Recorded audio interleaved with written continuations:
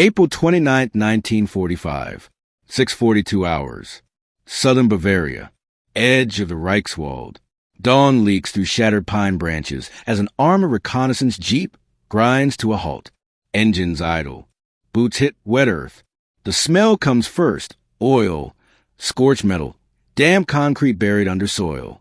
A U.S. Army lieutenant raises his hand. Silence. Somewhere beneath their feet, something hollow answers back. A soldier drags his boot across the forest floor. The ground doesn't resist. It collapses. Mud and pine needles slide away, revealing a concrete slab. Smooth, reinforced, man-made. Too clean, too precise. The kind of construction you don't waste on storage sheds. The lieutenant kneels, presses his palm to the surface. Cold, recently sealed. He looks up. Get the engineers. Minutes later, explosives are set. The blast rips the forest open. What emerges isn't a bunker. It's a runway. Not long, not wide, just enough. Beneath camouflage netting and freshly planted saplings lies a fully engineered airstrip, complete with blast pens, fuel lines, and underground hangars bored straight into the hillside. The doors are steel, curved, aerodynamic. Someone whispers the word before anyone confirms it. Jets. Inside the hangars, the lights are still wired. German warning placards hang intact. Hochspannung, Strahltriebwerk, high voltage, jet engine. Crates line the walls, stripped bare, tools abandoned mid-task. A chalkboard lists sortie times that never came. The last entry is dated April 24th. 5 days ago. The war is collapsing by the hour, but here it feels paused, like the Germans simply vanished. A U.S. technical intelligence officer steps forward, breath tight, eyes scanning the curved blast tunnels. He has seen Luftwaffe fields before. Prop aircraft. Messerschmitt 109s. Focke-Wulfs. This is different. This base was built to hide. Outside, more soldiers fan out. And then they see it. The road. Not a road. A straight line carved through the forest. Perfectly aligned, reinforced beneath gravel. An Autobahn segment that isn't on any map. Designed for takeoff runs. Designed for speed. Word travels fast. Within hours, similar reports flood in from across southern Germany, Austria, and occupied Czechoslovakia. Camouflage clearings.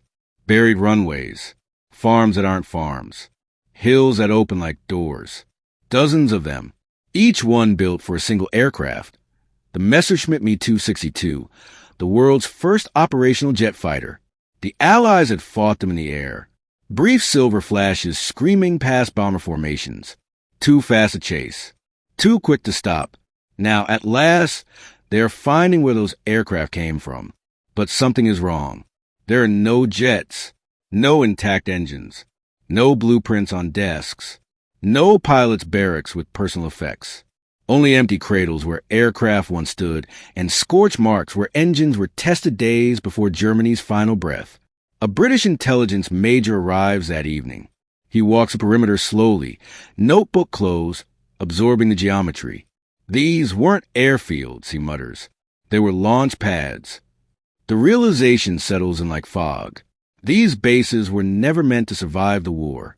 They were meant to exist just long enough to change it. And now, as Allied commanders race to catalog, seize, and understand what they've uncovered, another order begins circulating, quietly, urgently, from the highest levels. Some of these places must disappear, not because they failed, but because of what they proved was possible. The forest grows quiet again as night falls. Engineers mark structures for demolition. Guards take positions. And beneath the trees, buried deeper than concrete, lies a question no one wants to answer yet. How close did Germany come to building an air war the world was not ready for? May 2nd, 1945, 11:10 hours. Wiesbaden Airfield, Allied Technical Intelligence Command. The hangar doors slam shut. Inside, the air vibrates with urgency. Typewriters clatter, maps overlap. Voices collide and clip British and American tones. Chalk, dust hangs like smoke. On the wall, red grease pencil marks multiply across southern Germany. Each mark is a secret jet base. And the list keeps growing. A U.S. Army Air Force's colonel grips a folder stamped top secret. Air Tech Intel.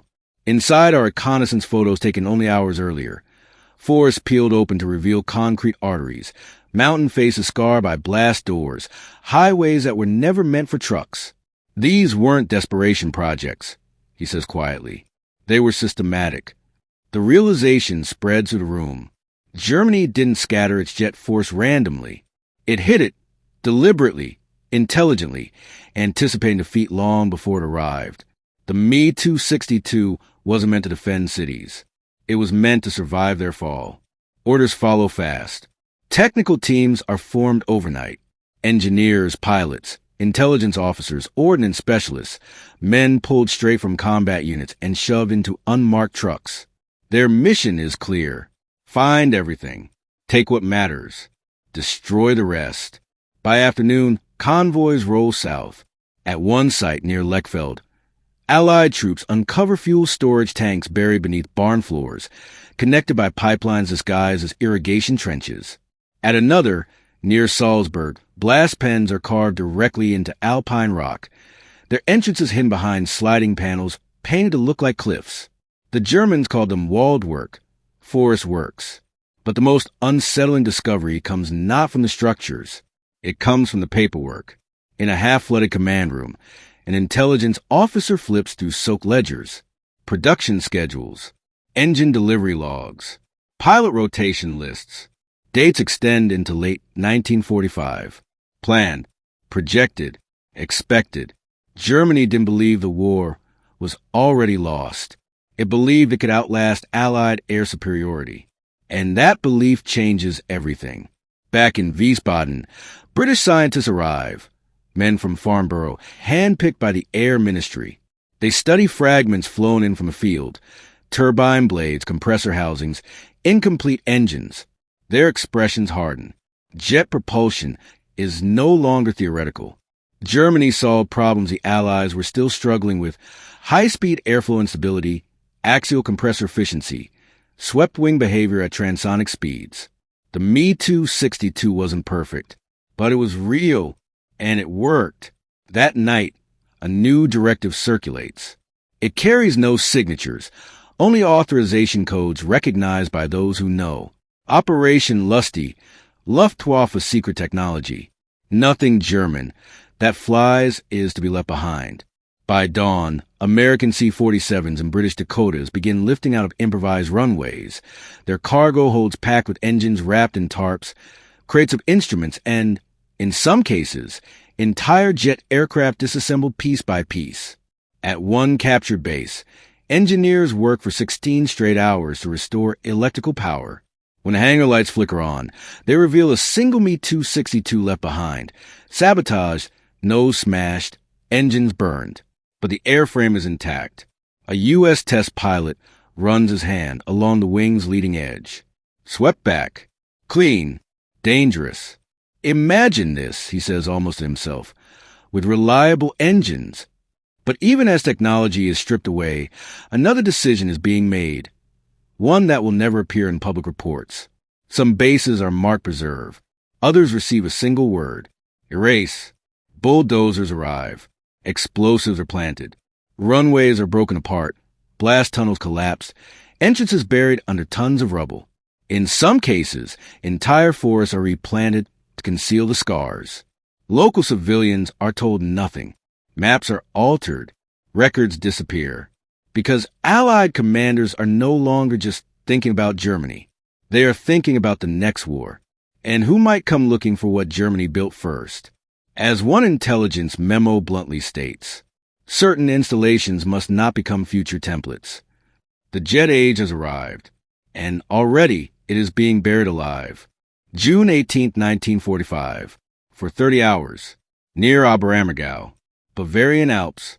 The valley is still asleep when the charges are set.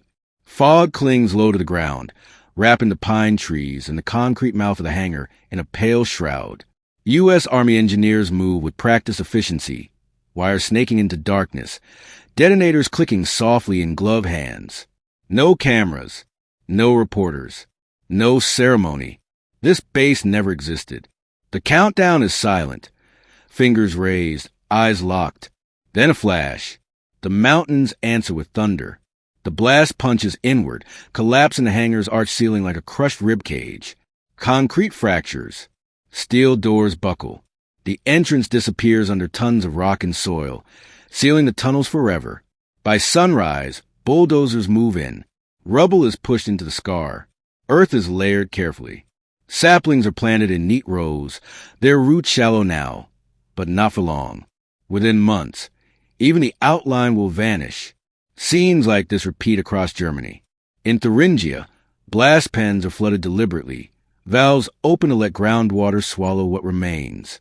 In Saxony, entire runway segments are jackhammered apart, the fragments hauled away to be reused as road fill. At one former jet strip disguised as a dairy farm, Allied troops burn the buildings to the ground, then scatter the livestock. By autumn, locals swear it was always just farmland. Officially, these actions are labeled denial of military infrastructure. Unofficially, the goal is simpler. Make sure no one else learns how close Germany came. Not all bases are destroyed. Some are left untouched, locked, guarded, classified. At Lechfeld, American guards replace German sentries. Their insignia swapped, but their orders identical. No entry, no questions. At another site, British officers conduct quiet surveys, measuring runway length, blast spacing, hangar geometry. Notes are taken, diagrams redrawn. Then the files disappear into secure archives. Meanwhile, the technology itself is already crossing borders. In the United States, captured Me-262s are reassembled at Freeman Field, Indiana. German engineers arrive under guarded transport. Men who once wore Luftwaffe uniforms now issued civilian clothes and identification numbers. They are told nothing about their future. In Britain, jet engine components are analyzed relentlessly. Metallurgists cut turbine blades apart, studying heat tolerance, grain structure, stress fractures. Every flaw is documented, every success copied. But as the Allies absorb the knowledge, a new anxiety takes hold. The Soviets are coming. Red Army units push deeper into eastern Germany, discovering jet facilities the Western Allies haven't reached yet. And they do not destroy them. They strip them. Entire factories are dismantled and shipped east, railcar by railcar. Engineers vanish behind the Iron Curtain.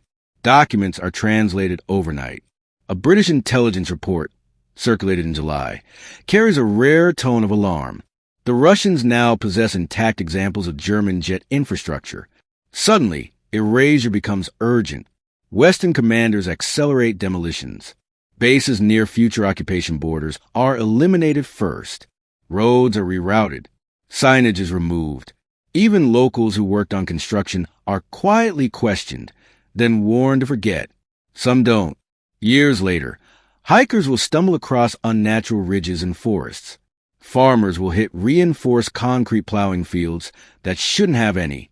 Old men in villages will speak in half sentences about tunnels that once breathed fire. But in 1945, the silence holds. By autumn, aerial surveys show nothing unusual. The jet bases are gone from the sky, gone from the maps, gone from official memory. Almost. Because buried beneath the soil, sealed behind collapsed rock and concrete, entire complexes remain intact. Engines rusting in the dark. Fuel lines frozen in place. Chalkboards still listing missions that never flew. And somewhere in Allied archives, photographs of these bases are stamped, boxed, and classified beyond public reach. The war is over. But the secret war over its technology is just beginning, and its consequences will shape the next half-century of flight. October 3rd, 1946. 9 o'clock hours. Wright Field, Ohio, United States. The hangar smells of oil and ozone. Under harsh fluorescent lights, a jet engine screams to life. Its whine rising, tightening, piercing in a way piston engines never could. Engineers stand behind reinforced glass, notebooks forgotten, eyes fixed on a vibration shuddering through the test stand. This engine was born in Germany, not assembled there, not completed there, but conceived there. Stamped into the metal casing, are serial numbers ground down just enough to be unreadable. Beneath them, The geometry tells the truth. Axial flow compressor stages inspired directly by the WW004, refined, reinforced, reborn. A U.S. Air Force's general leans toward the glass. So this is it, he says. The future. Across the Atlantic, similar scenes unfold. At Farnborough, British test pilots walk toward unfamiliar silhouettes on the tarmac, aircraft with swept wings and tricycle landing gear, designs unthinkable just 2 years earlier. In the Soviet Union, prototype jets roar over secret airfields, their lineage traced back to facilities Western allies tried and failed to erase. The jet age detonates into existence. Publicly, it is presented as inevitable progress. Privately, every major power knows the truth. It began in the forests. Back in Germany, the land grows quiet. Former jet bases fade into obscurity, absorbed by time and agriculture. Children play over buried runways without knowing. Highways are built atop reinforced slabs laid for takeoff rolls. American and NATO air bases quietly reuse select locations, their origins classified, their past unspoken. Local records remain thin. Questions lead nowhere. But occasionally, something resurfaces. In the 1960s, construction crews in Bavaria break through a hillside and uncover a sealed blast tunnel. Inside, rusted rails, collapsed carts, fragments of jet engine casings fused by heat. The site is closed within hours. Official explanation: wartime storage bunker. In the 1980s, satellite imagery analysts noticed odd geometric scars beneath forests, lines too straight, spacing too precise. The files are marked non-anomalous and archived, and in declassified Allied intelligence decades later, a sentence appears again and again, written in different hands, across different reports. Germany was years ahead in jet basing concepts. The real legacy of the secret jet bases isn't the Me-262 itself. It's the idea. Dispersed air power, hidden infrastructure, mobile launch capability. The understanding that air superiority doesn't just come from aircraft, it comes from where they can survive. That lesson is absorbed quickly. Cold War airfields are buried, hardened, camouflaged.